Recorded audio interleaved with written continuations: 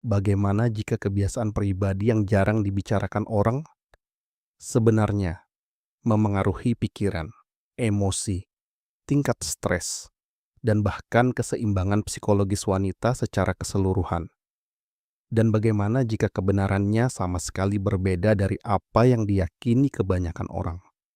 Hari ini, kita akan mengeksplorasi sesuatu yang sering disalahpahami, jarang dibahas secara terbuka, tetapi sangat terkait dengan psikologi manusia dan otak. Jadi, tetaplah bersama saya sampai akhir, karena apa yang Anda pelajari di sini mungkin akan sepenuhnya mengubah cara Anda berpikir tentang tubuh, pikiran, dan kesehatan emosional. Selama bertahun-tahun, topik ini telah diselimuti oleh keheningan, mitos, rasa malu, dan informasi yang salah. Beberapa orang mengatakan itu berbahaya, beberapa mengatakan itu sepenuhnya normal, dan beberapa menghindari topik ini sama sekali. Tetapi ketika kita melihat psikologi modern dan ilmu saraf, kita menemukan sesuatu yang sangat berbeda dari opini publik. Sains tidak berfokus pada rumor. Sains berfokus pada bagaimana otak dan tubuh sebenarnya merespons. Dan itulah yang akan kita uraikan hari ini. Penelitian menunjukkan bahwa sejumlah besar wanita telah mengalami perilaku ini setidaknya sekali seumur hidup mereka.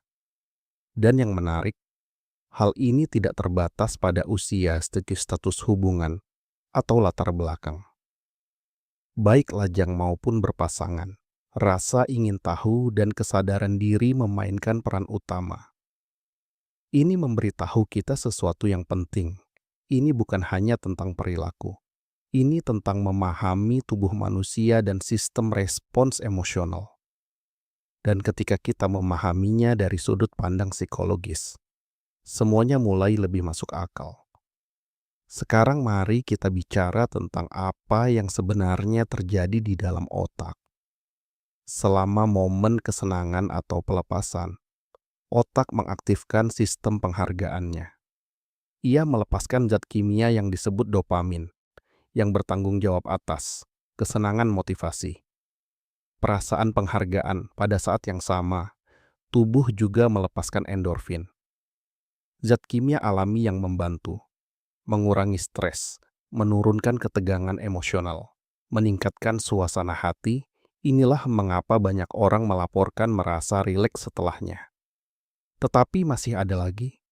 Setelah fase ini, tubuh juga dapat mengaktifkan hormon yang terkait dengan ketenangan, pemulihan, kesiapan tidur. Inilah mengapa beberapa wanita merasa lebih ringan secara mental, rileks secara emosional, dan nyaman secara fisik setelahnya. Ini bukan sihir, ini biologi. Dari perspektif fisik, tubuh juga aktif terlibat. Otot-otot di daerah panggul secara alami terlibat dalam proses ini. Seiring waktu, ini dapat meningkatkan kesadaran tubuh, pemahaman sensitivitas, koneksi fisik dengan diri sendiri.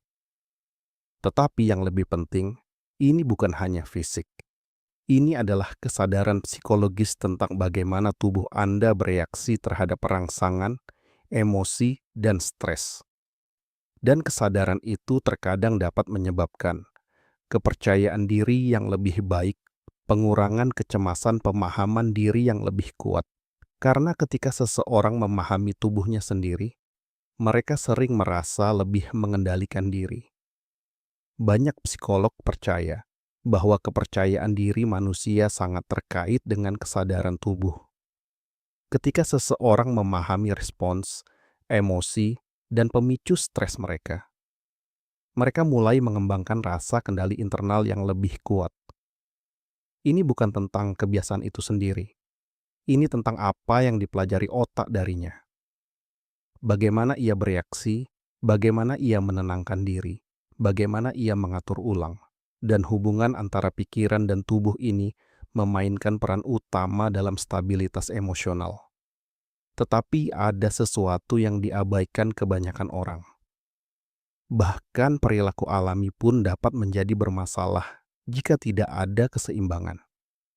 Jika otak mengulangi pola stimulasi yang sama persis terlalu sering, ia dapat menjadi terlalu terbiasa, mengurangi sensitivitas alami dalam situasi tertentu, menciptakan ketergantungan pada pemicu spesifik untuk relaksasi. Inilah mengapa tim psikolog selalu menekankan keseimbangan, pengendalian diri, variasi emosional, karena otak itu fleksibel dan ia beradaptasi dengan pengulangan. Jadi sekarang pertanyaan sebenarnya adalah, apakah kebiasaan ini baik atau buruk?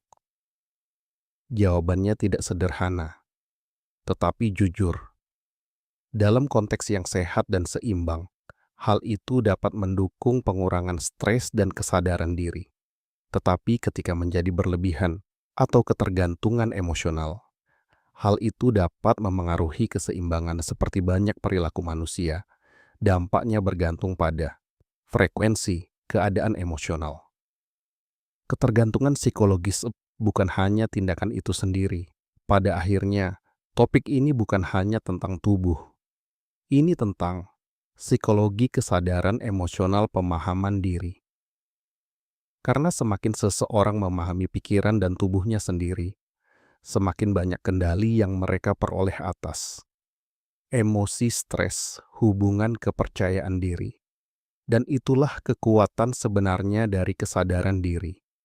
Jika Anda merasa topik ini menarik dan ingin mempelajari lebih lanjut tentang psikologi wanita, perilaku,